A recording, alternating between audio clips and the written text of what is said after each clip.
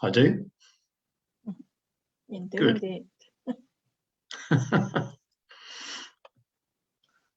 You can.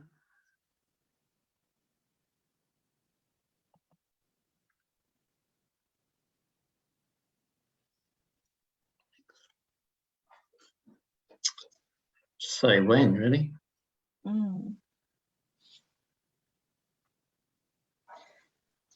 Okay. Hi all. Just giving 1 or 2 minutes for anyone else to join.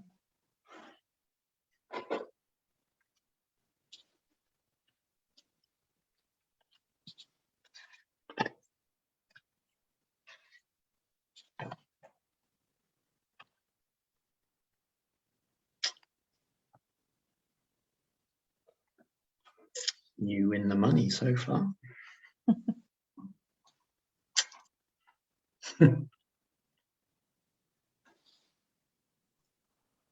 Okay. Good morning, everybody. My name is John Cheney, and I'm the Regional Manager for Australian Catholic Super here in Perth. Today, I am joined by Jolene Stockwell, who is our financial planner in the Perth office. And in the background, we have Justine Colley, who is situated in New South Wales and will be handling the chat facility. So welcome, everybody. We were hoping to have this session live, as in face-to-face at the Newman Sienna Centre in Perth, but because of COVID and the uncertainties, we made the decision to go online and present to you today in this format. So apologies for not being able to do it live in front of you, but this is the second best thing. So welcome, everybody. I hope that you get great benefit from this session. So we've called this Retirement Planning, What You Need to Know to Plan for Your Future. Okay.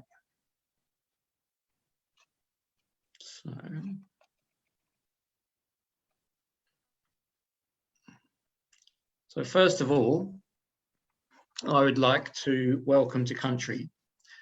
I would like to acknowledge the traditional custodians of the land on which I work and live, and recognise their continuing connection to land, water, and community. I pay respect to elders past, present, and emerging. Firstly, what a weekend it was for Australian sport. If you're a Dockers fan, you would have been very happy with the result in Tasmania. Then we had Ash Barty doing fantastic things at Wimbledon. And on Sunday night, we had Min Woo Lee at the Aberdeen Scottish Open, perform spectacularly in a 3-man playoff and win the event. So some of you may know that Min Woo and his sister Minji Lee were students at Corpus Christi College in Bateman. So a big shout out to Corpus Christi, and you must be very, very happy with how their careers are already going. So congratulations to them. So on this screen here, we have a disclaimer. And as one of my colleagues said to me recently, if you can read all of this, then you are nowhere near retirement age, because the wording is pretty small, I have to admit. But what it's telling us is that this presentation is of a general nature, and it does not take into your personal financial situation. So should you require any personal advice, then we suggest that you consult a licensed financial planner. So that's the legal side of things out of the way, and Jolene and I should now be off the hook, hopefully, from risk and compliance.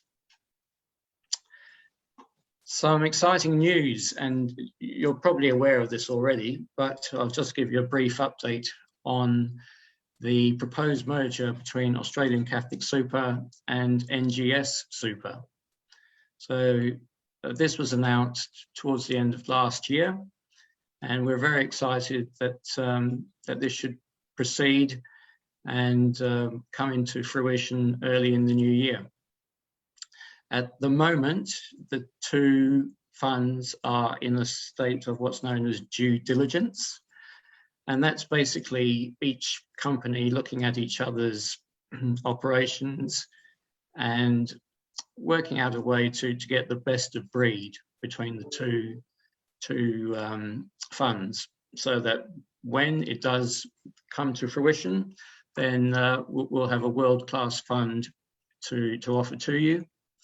And in terms of numbers and that sort of thing, the fund will double in size to over 200,000 members and over $20 billion worth of members' assets. So that will be a sizable increase from where we are now, and we are very excited in the prospect of that all coming together. For updates on how that's coming along, please go to our website, catholicsuper.com.au/merger, and we will keep you updated over the coming weeks and months as to how that is proceeding. So very exciting news, and fingers crossed that it all happens.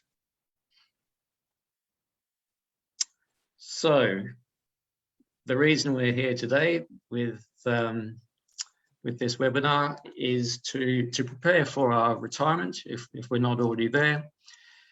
And each and every one of us will have different goals. So on this slide here, you can see a few examples of what we can look forward to. And sadly, a couple of those are probably not available to retirees at the moment, or not to the extent that they'd wish, namely travel and cruising. So I just want to give a shout out to people in New South Wales who may be watching this webinar.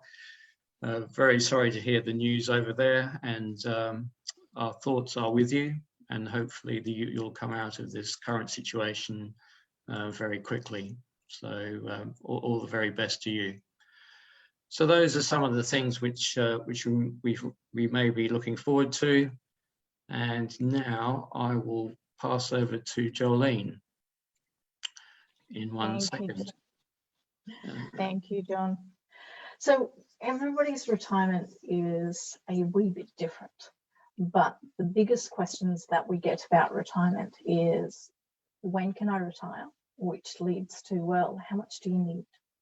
And it all depends on what your goals are in retirement and what you're going to be spending. But there are some guideposts that we can use. Okay, so one of those is looking at the general standard for people. So we'll start with the age pension. The age pension isn't a lot. Now, if you own your own home, it's certainly a lot easier on the age pension than if you are renting, even if you get rent assistance from the government. But the truth is, we'd like everybody to be on a little bit more than that, so you've got more flexibility. So ASFA has released regularly their retirement standards. So they give updates and they say, how much in today's dollars would you need to have a certain type of lifestyle? Okay, so your very basic is your age pension. You also have a modest lifestyle and a comfortable lifestyle. And this gives you a few figures to play with. But everyone looks at that and says, so, okay, well, am I modest or am I comfortable? What kind of lifestyle am I aiming for? So if you're looking at being able to replace things when they break down, then have private health insurance, also be able to eat out occasionally, spend time with family, and be fairly social and take a holiday every year, then you're looking at a comfortable lifestyle. Now, on this, it says 1 annual holiday in Australia. Now, if you love Bali, well, that 1 annual holiday might be a couple of holidays to Bali, depending on how you take it. However, if you've got family or connections in other parts of the world where you've got to travel further, then you might be looking at a more expensive trip. So when you're looking at this, use it as a guidepost because it does change person to person. So when you're looking at that comfortable lifestyle, which is where everybody wants to be aiming for, the next question you get is, well, how do I have it? How do I get that money, that income every year? You would need a lump sum saving for a couple of around 640,000 to be in that comfortable lifestyle. And that 640 reserve combined with the age pension would provide a comfortable lifestyle from retirement through to age 90. Now, if you retire earlier or you need more than that target income of, let's say, 62, 63, then you'll need more money, because if you're retiring earlier and you're not using the age pension, you're self-funding yourself before that kicks in. For a single person, you would need a lump sum of around 545,000. Notice it doesn't drop in half, okay? Just because you go from 2 people down to 1 person, you're actually going to around 75% of your expenses, because you're still going to be paying for those regular commitments, your utilities, your rates, all of those things. So while there is a reduction, it's not as much as people would like. A modest retirement, a lower lump sum, and the age pension assumes no lump sum, but most people are trying to aim for that comfortable lifestyle because it gives you flexibility, okay? When you're looking at what you have, it's looking at everything together. Now, the family home is exempt for Centrelink, that's great, but are you renting? Do you have cash? Do you have shares? Do you have super? Do you have property? Okay, what are all of these different things that form part of your retirement? And have a look at them all together, because we get asked quite often, how much do I have in super before the age pension cuts out? Well, it's not just your super, it's everything that you have combined together.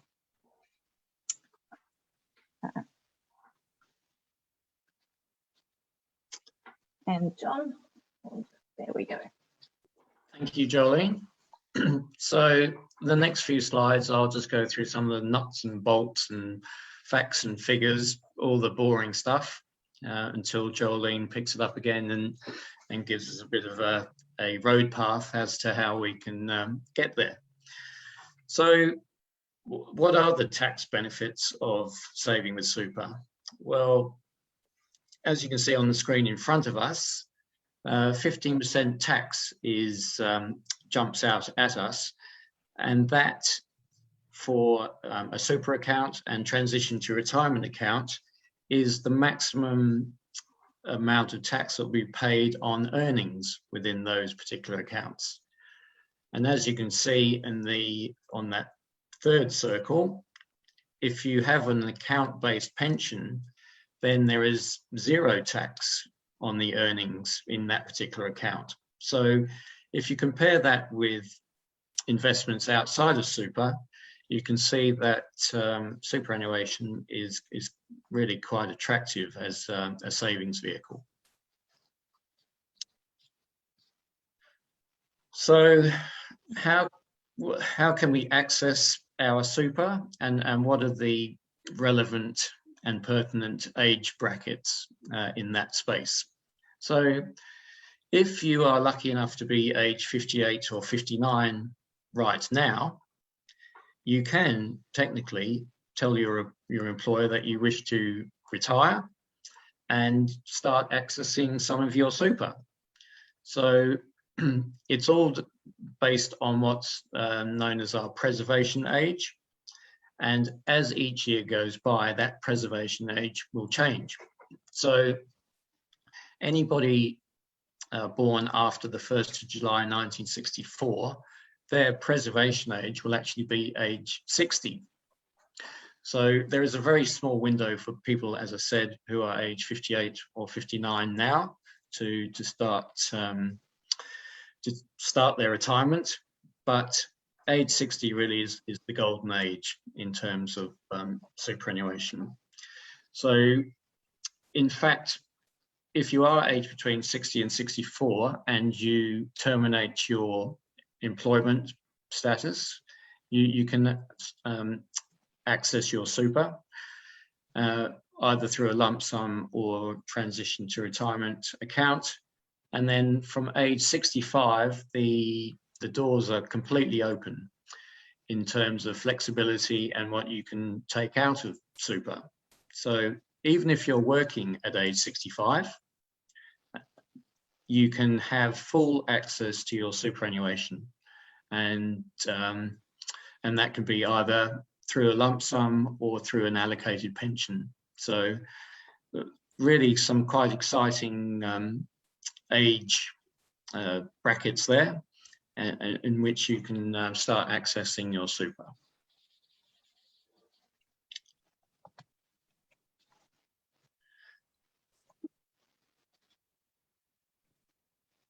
So whilst we're still working, one of the ways we can add to our super is through different types of contributions.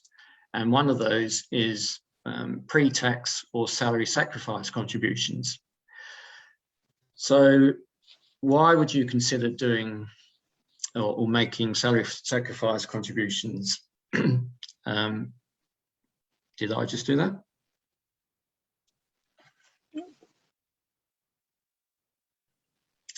Starting to jump around. Sorry about that. But basically, with salary sacrifice contributions, depending on which salary bracket you are in,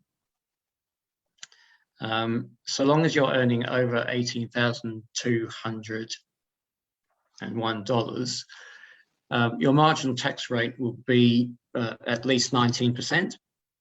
So if you were to consider foregoing that money as take-home pay and moving it into super as a salary sacrifice contribution, you can see that there is a definite benefit with salary sacrifice contributions being taxed at only 15%.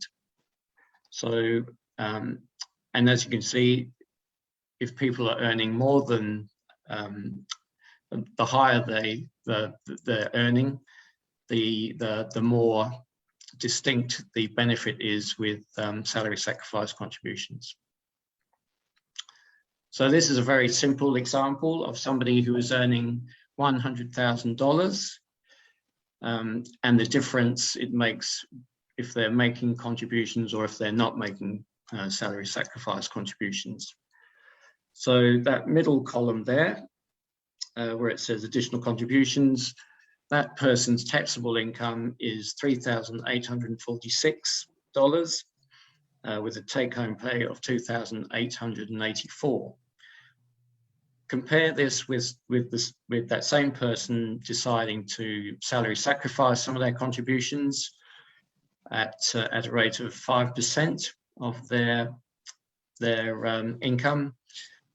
You can see that their taxable income will reduce to $3,653, and their take-home pay is not that much different from what it would have been even without making the extra contributions. So I think you can see on this slide that there are definite benefits in considering making salary sacrifice contributions, not only with the tax, but also take-home pay and what's going into your super. Right, so superannuation unfortunately has a lot of jargon in it, and the role for Jolene and myself is to try and make that jargon user-friendly and plain English. Not always easy, but we'll have a go at it anyway. So there are different types of contributions that you can make, and one of them is known as concessional contributions, and that includes, as you can see on the slide, employer contributions, salary sacrifice contributions, any additional employer contributions that your employer may be making, and the last one there is a personal deductible contribution, and I will explain what that last one is in a minute. So there are limits which the government has set for these contributions. up until 30th of June, just gone, the annual limit was $25,000. So if you're still working, you've probably heard that figure for a couple of years now. The good news is that from the 1st of July, that $25,000 limit has been increased to $27,500. There's still 15% contributions tax. To keep this simple, I'll just assume that the person who is making these contributions is not earning over $250,000, because there are slightly different rules for that. So the other good news is that you can now catch up on any unused concessional contributions, which you may not have used in the last couple of years. So, for example, if last year your concessional contributions totaled $20,000, that means you didn't use $5,000 of what you were entitled to. So you can add that to the annual limit for this financial year. So that limit of $27,500 would then, in the example I've just given, go to $32,500. So that's an exciting development in superannuation. And if you do need advice with that, then please get in contact with us. I should have mentioned also that we have a chat facility on this webinar. So if you have any questions, please feel free to go in there and put in your questions. And at the end of this session, hopefully, we will be able to answer those questions for you. Jolene did a sterling effort on Monday night, taking the bulk of them. And if we cannot answer your questions today or during the session, we'll certainly get somebody to contact you afterwards.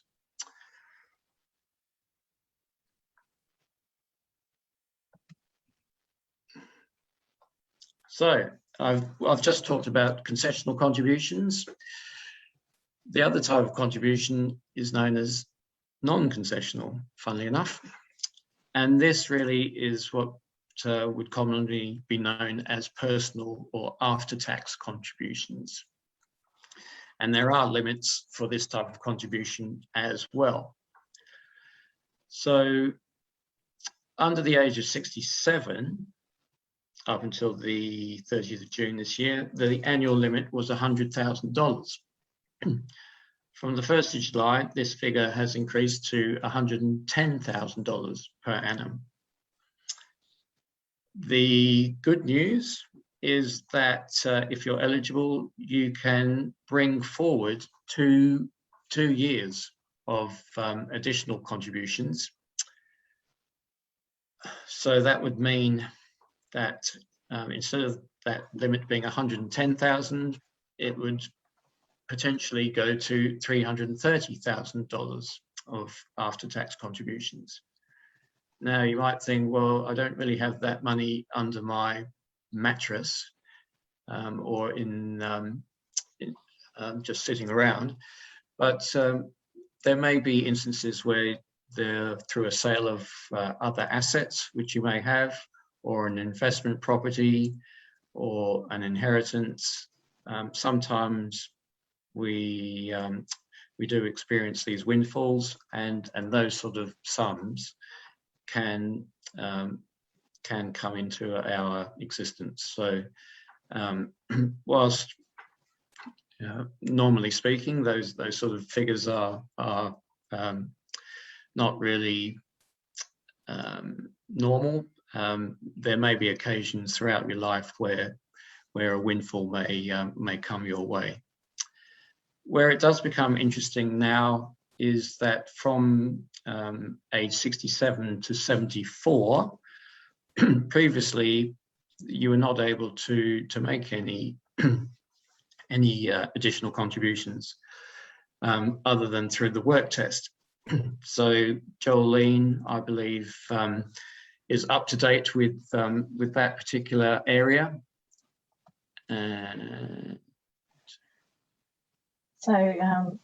With the work test 67 to 74, there was a budget proposal in May to actually scrap the work test. So if you look at the rules for under 67, this used to be only for people under 65, and that act has actually just passed, moving it to 67. The next layer is that from 1 July 2022, those rules will also apply for everybody up to age 74. And we're just waiting on that to finalise and go through, but it's been announced, it's in the works, so fingers crossed, because that would certainly open up the doors further for people.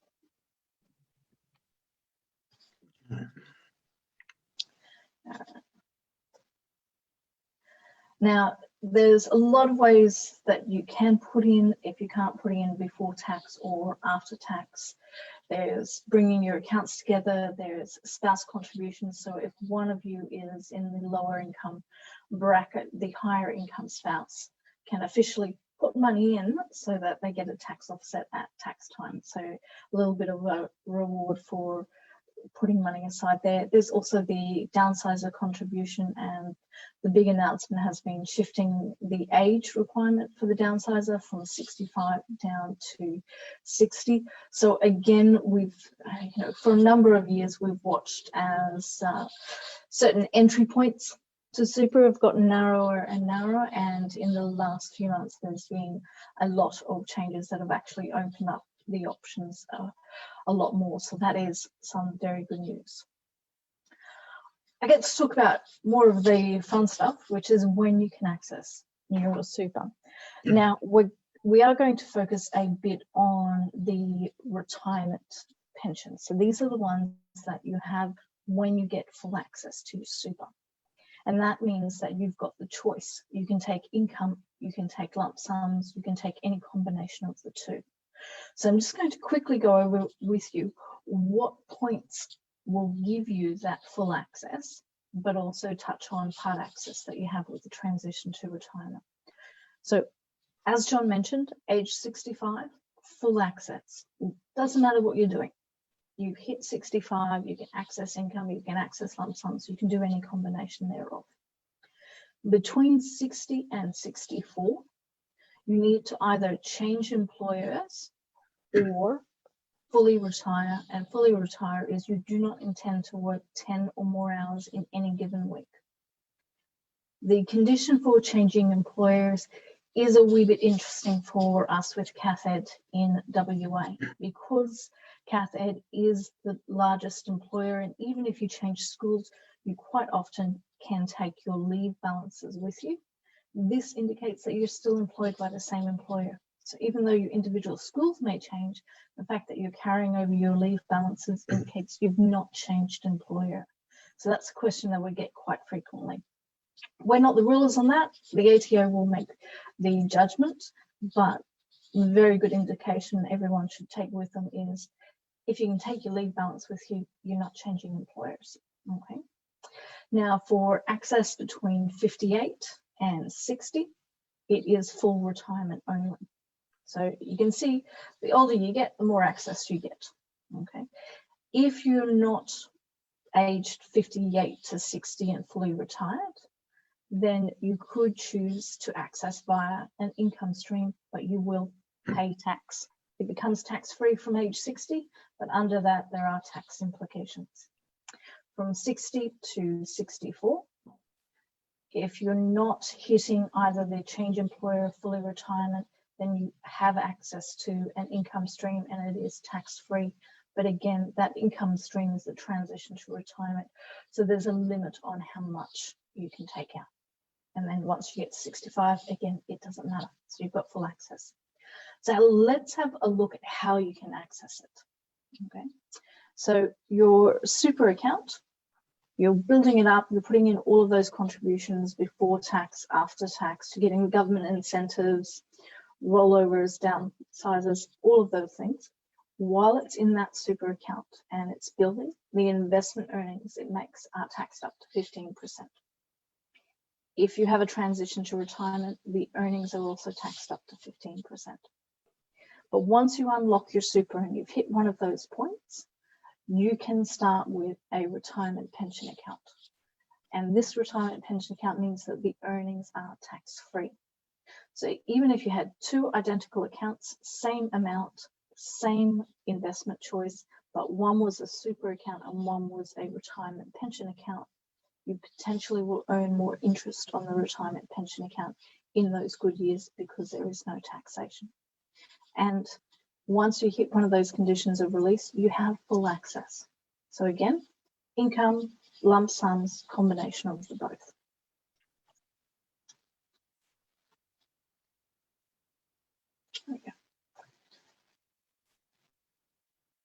This is just formalizing your pathways. Okay, so as I mentioned, over 60 tax-free, before 60 taxation of implications there. So you get credit for the contribution tax that you've paid and the tax on the fund, but you're still going to pay some on withdrawal depending on your employment at the time. It depends on how much is due. Okay. Now with withdrawals, depending on your age, you have a minimum compulsory withdrawal that you must take from a pension account. Now the standard minimums are anywhere between 4 and 14 depending on your age.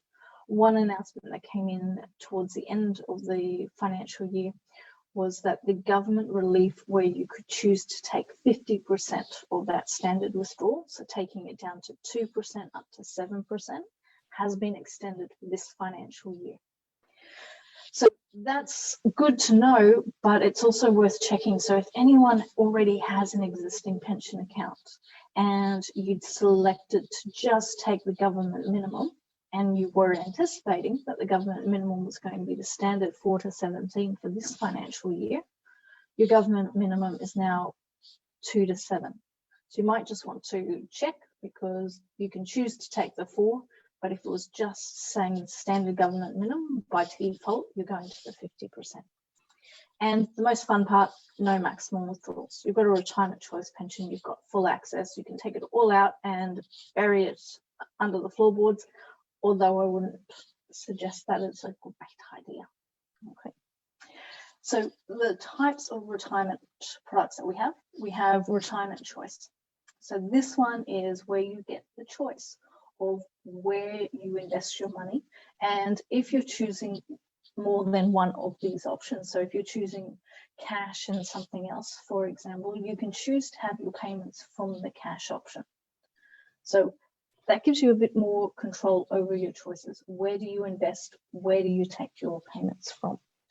And there's a range of ones. So you've got your diversified options. So these are the ones where the design of that particular option is split between different types of assets. So the shares is split between international and Australian shares, and the ones beneath that are all split between shares, property, cash, bonds. So a mixed bag. Socially responsible has that same diversified approach, but they also filter it by looking for companies that have stronger standards when it comes to social issues, environmental issues, labor issues, all of those things. And that's getting a lot more popular with us as well. You've also got your single assets. So it could be that you turn around and say, you know what, I love property. I just all want it in property. Okay, not diversified, but you've got the choice if you want it all in one area as well. Cash isn't as popular as it used to be because the rates aren't as high as they used to be. But again, everybody's got a mixed choice there. Retire Smart is a different type of retirement pension. It is where you don't get to choose which investment option you're in and where your payments come from. It's fully pre-designed. So what it's trying to do is, over the lifetime that you have it, is to provide consistency in the returns. Our Retirement Smart is good for investors that have a bit of tolerance to up and down swings, because it's not a low risk, it's not a medium to low risk option.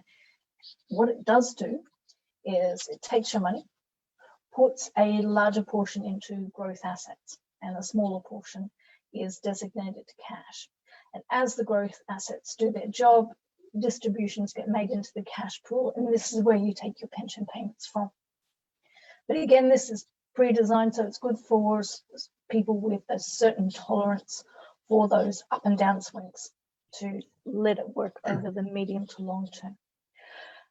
Doesn't suit everybody, so we're looking at offering the same strategy but with lower risk options as well. But those are in the works, and as it develops, we will let people know.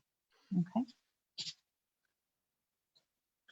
So the choice that you make helps impact on the longevity. So as I mentioned before, the questions we get is, when can I retire? And that's dictated by how much you have and how much you spend. So the question of, do I have enough? Very, very individual. It depends on what you've got planned, depends on whether there are certain things that you want to do, and it also depends on sometimes the unexpected, such as COVID. Okay, but it doesn't have to have a big impact. So what we're going to have a look at next is just an example to show that how your superannuation pension and the age pension can work together. Okay, so this is a couple. They're 65 now. They've got a total of 300,000 each, and they're aiming for that comfortable lifestyle. So when they look into their future, they're looking at their capital lasting through to their early 90s. Okay. Now, the longer that capital lasts, the more flexibility that you have to cope with the unexpected, because we don't always know what's around the corner. Okay.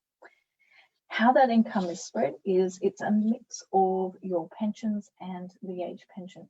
So you can see that because they retire at 65, but their age pension age isn't until later at 66 and a half, the first year they've got to pay for themselves. The second year, they're mostly paying for themselves.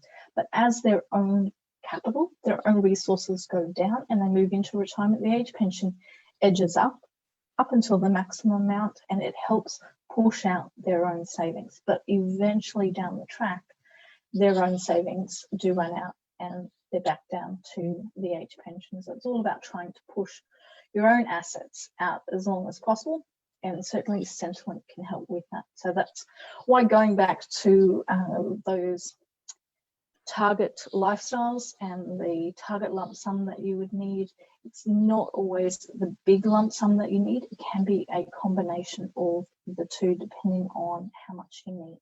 Okay. So I get a lot of people that are like, do I need $1 million? Well, depends on how much you're going to spend, but not necessarily. So are you eligible for the age pension? What can help you with it? We're going to touch on a couple of these in more detail, but all of it comes in. Age, residency, assets. Again, the big one that everyone's more or less familiar with is your home doesn't count. Income does count as well. We do run different seminars throughout the year, so this is just going to give a little bit of an overview. It's not going into the age pension in detail. We do have age pension specific webinars where we do delve into these details a lot further, so please keep an eye out for those. This is when you're eligible, so check your birthday. Okay, it's not, and this is a question that I get, oh, it's 67 for super. No, it's not. Okay, your age pension age is when you can start receiving the age pension if you meet those eligibility requirements, but it's not the same as when you can access your super. It goes back to those magic ages of 58 to 60, 60 to 64, and 65, depending on all of those factors. So keep in mind those two ages, they are separate. These are the figures as of March. So your orange is when your total assets will cut you out from receiving any age pension. Light blue, part pension, purple, the full age pension. As a single homeowner, you have less allowance. As a non-homeowner, homeowner, you're allowed more money simply because you've got to pay more in rent and the like as well. And these are total assets. So again, it's not just super, it is cash in the bank. It is a minimum value for your contents, minimum value for your car, but if you do have a collection of jewelry or old cars or a secret money under the bed, that will all count as well because it can be sold off if need be. Okay, so it is total assets. If you have a wonderful little beach shack somewhere, that will also count. Okay, and these have indexed slightly up in July, but as I said, these are current as of March. And when I say slightly, we're talking a couple of $1,000 more, so they're not big increases. Okay, but again, total assets, including all the bits and bobs, and when they cut out. So it's not a question of either or. You can still have your own savings behind you and still receive something from the age pension or the age pension card. Oops, sorry. Income. This is particularly handy if you're doing casual relief work, or in the case where you're part of a couple and maybe one person retires and reaches age pension age before the other. Okay, because it means that you can still have some income coming in. Now, income includes not only what you earn, but if you've got a stash of cash in the bank, they will assume you get a certain rate of interest on cash in the bank. They'll assume you get a certain rate of interest on your super. It's not based on what you actually get, on what you actually take. It is based on an assumption about your financial assets, because Centrelink won't delve into everybody and say, okay, well, what rate did you get on your super? What rate did you get on your term deposit? Okay, so it is an assumption there. Another interesting thing regarding couples is when it comes to the assets, keep in mind if there's a little bit of an age gap between the two of you, the person who is age pension age, their superannuation, their pensions will count. The person who is not age pension age, only if they have a pension from their super will the money count. If they still have money in super, it will not count until they reach their age pension age. And these are the rates. They're not that high. Okay. Couples have it easier because you can potentially get double the age pension, but it's also worth planning for that. If you need the double rate of the age pension that you get with a couple, if something happens to one half, then you pop down to the single, so you need to have some additional savings because your expenses won't cut down that far in most cases. Don't forget about the cards. The age pension card, gold card, get as much as possible, but the seniors healthcare card will also provide you with discounts. And don't forget to check out what the WA government provides as well. In most cases, the WA government and the seniors card provides almost the same, but there are one or two little interesting items on the WA seniors card that they provide that aren't provided on the other cards. My strong suggestion is most people know they get the concession card, they get discounts on transport, they get something on utilities. Have a look at all the other things and see what applies for you, because there's some quirky ones out there. There's pet registration as well as your utilities. There's boat licenses as well. So have a look and see what other ones might assist you. Also, estate planning. Please, please, please have your wishes known. Your wills, your power of attorney, guardianship, advanced health directive, and make sure you've got your wishes known on your super, because your super does not automatically fall under your will. Okay, you have to make a special nomination within your super to put it under your will, otherwise it is separate. So please tell us what you want us to do with it, and have a look at the binding nominations if you want it legally binding on Australian Catholic to actually follow your wishes. Okay, so everybody puts this one off It's not popular. Nobody likes to sit down and think about it, but you don't have to sit down and think about it every year or all the time, but please do spend a little bit of time and bring it up to date. Aged care is getting more popular, not only for yourself, but a lot of people about to retire or in early retirement are actually taking care of elderly parents and are facing decisions with what to do with the family home, how to get an ACAT assessment, how to get help in the home. We also run aged care specific webinars that go into a lot more detail about providing that information, what to expect when you start interacting with them, and how to get help about what your options are. So please start, if you think this is something that you're going to look at, whether it's for yourselves or whether it's for your parents, start having a look at it early. As John mentioned, there's a bit of terminology and jargon out there. Do little bits by little bits and start with the webinars, just starting to get familiar with things in that field.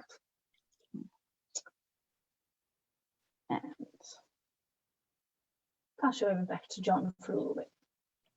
Okay, probably just this slide, Jolene. So the question we are often asked is, how can a planner assist? So the obvious one is saving you money on your retirement. There may be things which you have not even thought about yet regarding your retirement.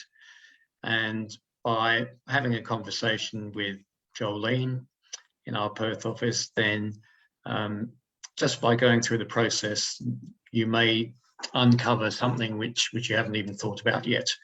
And the idea is to save you money in your retirement. So we are available for that. Jolene mentioned about Centrelink. I defy anybody in this forum to know the, other than Jolene, of course, to know the ins and outs of Centrelink.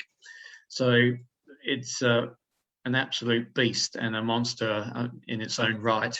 So there may be occasions where you can benefit from Centrelink by going through your whole financial situation, and again, we might be able to uncover something which is to your benefit by using Centrelink.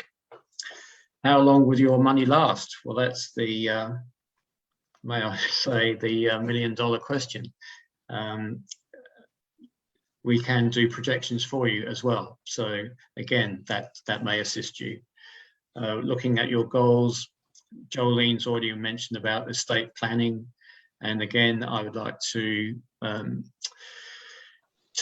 recommend that if you do have a superannuation account or a pension account, that you review your nominated beneficiary or your binding nomination.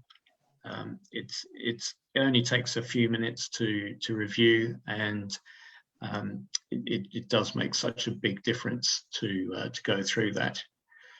Finally, we are able to, oops, what has happened here? We are able to advise on non-super investments as well. So Jolene would be able to assist you with that. Not everybody wants to have all their investments in one basket. So there may be an opportunity to have a look at that as well. So that's, in a nutshell, that's how a planner can assist you. Back to you. Thank you. So with those benefits, we're trying to break them down to the tangible and the intangible. The tangible is what is going to help your money last longer. Okay, so this comes into saving more, so taking advantage of government incentives, tax savings along the way, eligibility for the age pension. So all of those things that is actually going to help save you money so that you have more for longer. Those are, the easy ones that we can put a figure on. But there's also areas that it's more about increasing the knowledge. So, you know, when can you retire? Okay, well, when can you pay off your home? Are you mortgage free yet? But also looking at that roadmap for you into retirement. So, for example, if somebody has, you know, their own home, great, but they've also got this tiny little holiday home that their family uses. It's not an investment property. It doesn't provide them any wealth other than it provides them with joy. And I'm not giving that up. But that has an impact on their age pension eligibility. It has an impact on how long their own savings are going to last. So having a roadmap forward and having a look at where they're headed can start giving people an indication of when they need to consider, or when are they going to need to look at options. Do they need to downsize? Do they need to consider selling something that they didn't want to sell until much later? Or are they on track? Are they looking that they're going to be perfectly okay continuing as they are? So some of those benefits come from, well, you know, what about option A? What about option B? I want to pay out my mortgage as soon as possible. Okay, well, if you pay out your mortgage as soon as possible, this is how much you have left for your retirement. This is how long it will last. If you wait 5 years before paying off the mortgage, what impact does that have? So some of the benefits come from understanding where you're headed and what options you have, so that at the end of the day, when you've got that, you can choose. You can choose what you want, what is better for you, because not everybody is the same. Some people might say, well, you know what? If I can retire at 62, I will take less money. I don't want to work longer. For other people, they might say, okay, well, you know what? I'll work an extra 2 years because I want X income to last me in retirement. I don't want to have to reduce my responsibilities or what I'm spending my money on. Okay, so those intangible benefits are about giving you options so that you, with your choices, you can see the impact of those choices and you can make a better choice for yourself over what is more important to you moving into that stage. We've got a few different offerings. Back to you, John.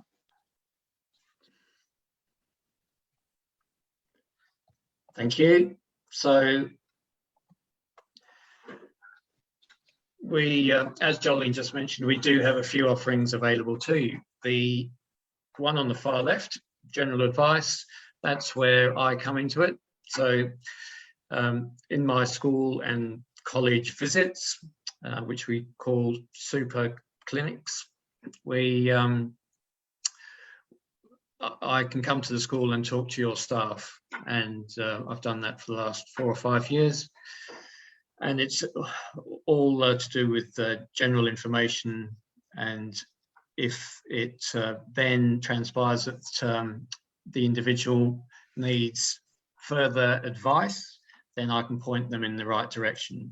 So the other one there was limited over the phone advice. Now that is a fairly recent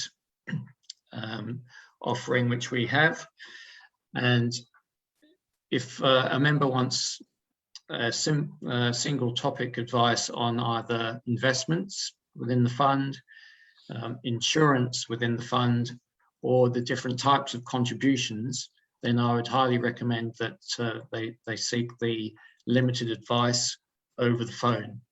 It is a free offering. The only cost is the cost of your time when you have that appointment over the phone. And the third one, which we've just spoken about, is the comprehensive advice with Jolene in our Perth office.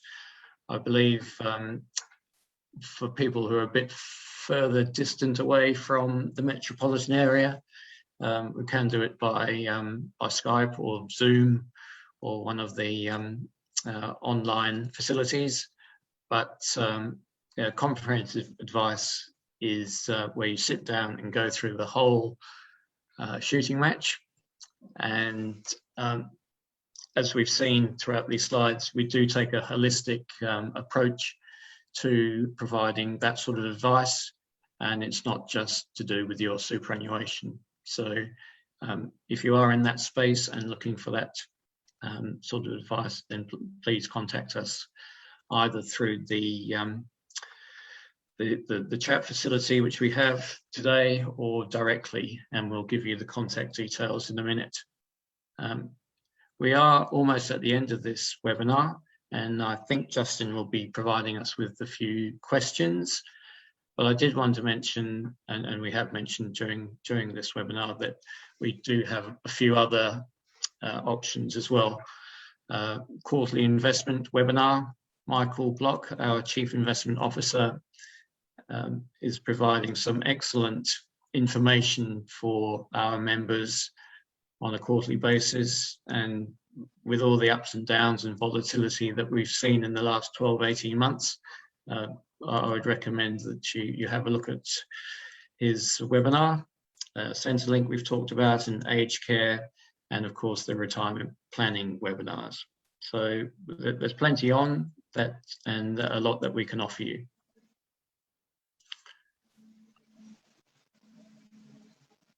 So finally, I would also recommend our member portal. So whether you have a superannuation account or a pension account,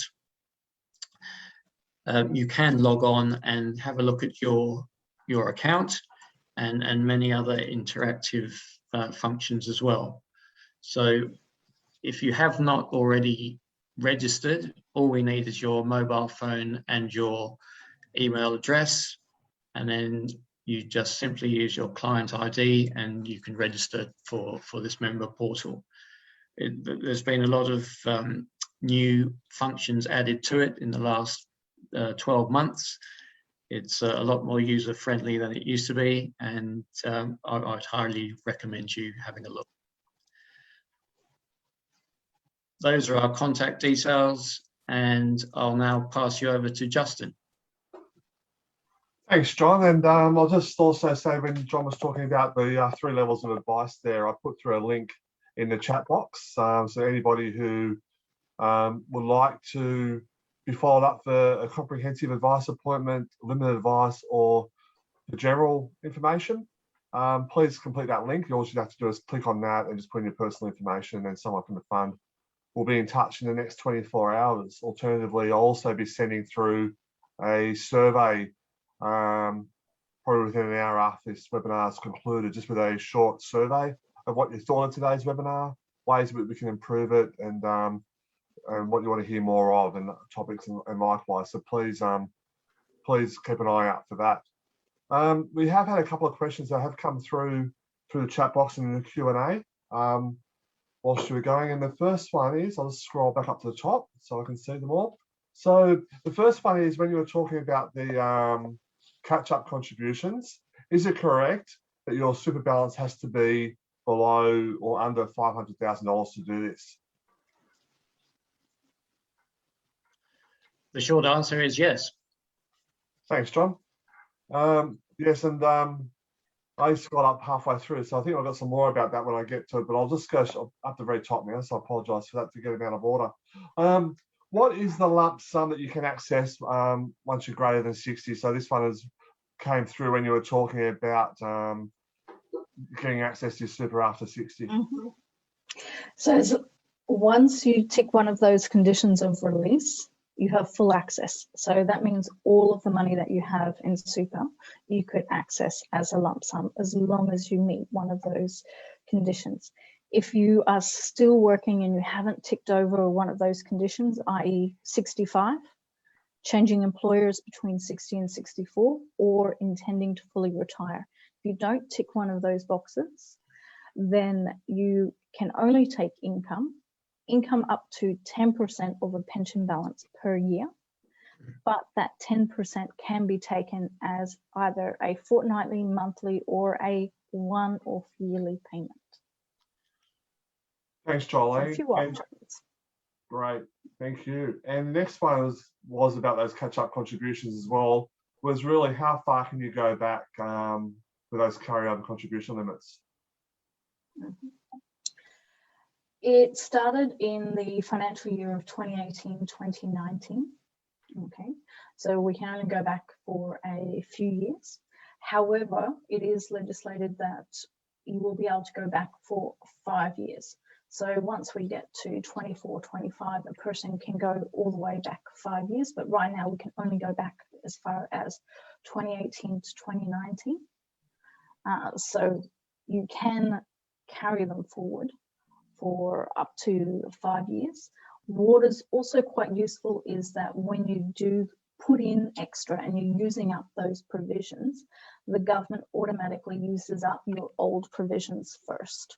So if you're approaching, year 4, well, and then you start putting in the extra, the government will take that from your year 1 first, and then your year 2, and then your year 3. So you can kind of push out that strategy over a number of financial years, trying to maximize your savings. Thanks, Jolene. I'll throw this one to you as well. Can I use the 2 years to bring forward for non-concessional contributions when I intend to retire later in this financial year? It completely depends on what your contribution history is. So if you've triggered that rule before, will dictate what you're allowed to do this year, but also your age. So keeping in mind that you've got to be under 67 to be able to utilize that. So it's not a question of, am I retiring this year? Can I use that rule? Whether you're retiring this year or not doesn't have an impact. What has an impact is, have you triggered it before? Are you still within a previous 3-year period? And what age are you now? Are you going to be putting in that money before your 67th birthday and triggering that rule before your 67th birthday? Right, thanks, Jolene. Now, the next question is, and they're all heading your direction, Jolene. I was just sitting there waiting for one. I can't see any for you yet, John, but I'm sure they're coming. The next one is, my husband has West State Super, which is a non-tax fund. Am I better off putting additional contributions or additional cash into his fund rather than my Australian Catholic account, which is taxed at 15%? Maybe, maybe not. Okay, so not a straightforward answer on that one, Pauline. All right, so factors to consider. First one is West State. It's not pay as you go, which is what Australian Catholic is. So Australian Catholic, money goes in on the concessional, you pay the tax as it goes in. The interest earnings, you pay tax as it goes in. West State, they don't tax as you go in, they tax on the way out. So it's best to think of it as a deferred tax arrangement, because you're not avoiding the tax, you're just deferring it until you get to retirement. Factors for putting in extra to GESB West State is that they have a lifetime limit. So they're not subject to the 27.5 per financial year, okay? And they're not subject to the catch-up rules, not in the same way. So they have a lifetime limit, which means people, if they're with a government employer and they're only contributing to their GESB West State, and this is really important, okay? You can't have a West State and another fund and be putting into both, because it triggers limitations. But if they're only putting into GESB, they have this lifetime limit, which is currently about 1.6 million. So that can make it really attractive to put more into there because you're not subject to the same limits. Is your husband older, younger than yourself? If he gets access to his super sooner, that could be an incentive to put it into his as well. Look at the tax savings for both and look at how much in total that you can afford to put in the concessional environment. Remembering that if you're earning more income than he is, it may actually be worth you putting in contributions to your super fund, because if you're earning more, you're paying more tax. So you can potentially save more tax. So it's not a straightforward yes or no answer. There are some great arguments for using West State because they've got a lifetime limit, but there are some things to watch out for. And it's a deferred tax arrangement. So it's not saying that you're never paying tax. It's just saying you're delaying paying that tax. Jolene, I think that's a really tricky one, isn't it? And probably one that the member really should seek advice for, and that's what you and the team are there to do. We see a lot of people with GESB. It's a fun to play with, because certainly there's things that can be done, but it's not a straightforward answer for everyone. Right, great. I've got one more question on here to ask. When I said that the other night and gave everyone the opportunity just to send your last minute questions through, there was 3 more that came in after I said we're about to read the last question out. So we'll see if that happens again tonight. But again, Jolene, this is for you. Mm-hmm. What is the fee for receiving a planner advice?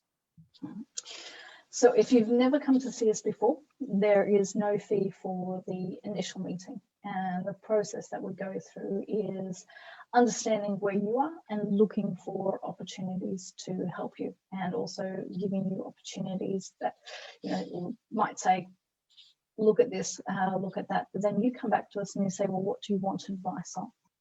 So most fees at this point in time are coming somewhere between the 2,000 and 3,000 mark, but it is individually decided on what that person wants to receive advice on. So if we're dealing with a lot of things, the fees go up. If we're dealing with fewer things, the fees go down. But, you know, that's a ballpark figure at this time. If you use up the initial appointment that has no cost, and you say, well, I'm not quite ready for advice, but you come back, you know, 18 months later and say, no, now I am. There is a second appointment fee of $320, and then that process is the same. We go through where you're up to, we provide quotes, what's in, what's out. You let us know if you want us to proceed. If you do get advice, but you come back 12, 18 months later because there's been changes that impact on you, then there is a review appointment fee of $380, and then we go through that process of what's in, what's out, and the quote again. Great, thanks, Jolene. Well, nobody actually hit us with any more questions, so that was it from me over here in Sydney and in lockdown central. I'm going to be here for another couple of weeks by the sounds of it today. So thank you from me. I'll hand over to you, John, to wrap things up, and thanks, Jolene. Thank you, Justin. So basically, I would like to thank you all for changing your arrangements at the last minute. As I said at the beginning, we would have liked to have done this face-to-face, and we're hoping that in our next series of seminars over the Christmas holidays, that we'll be able to see you in that type of forum. Over the next few weeks and months, we will keep you updated with any developments with the NGS Super merger. Please remember that our double view office is available to you for any general advice, and of course Jolene is also located in our double view office. And finally, Justin, thank you as well, and all the best to everybody in New South Wales for the next 2.5 weeks or so. So thank you everybody for attending, and look after yourselves. Thank you.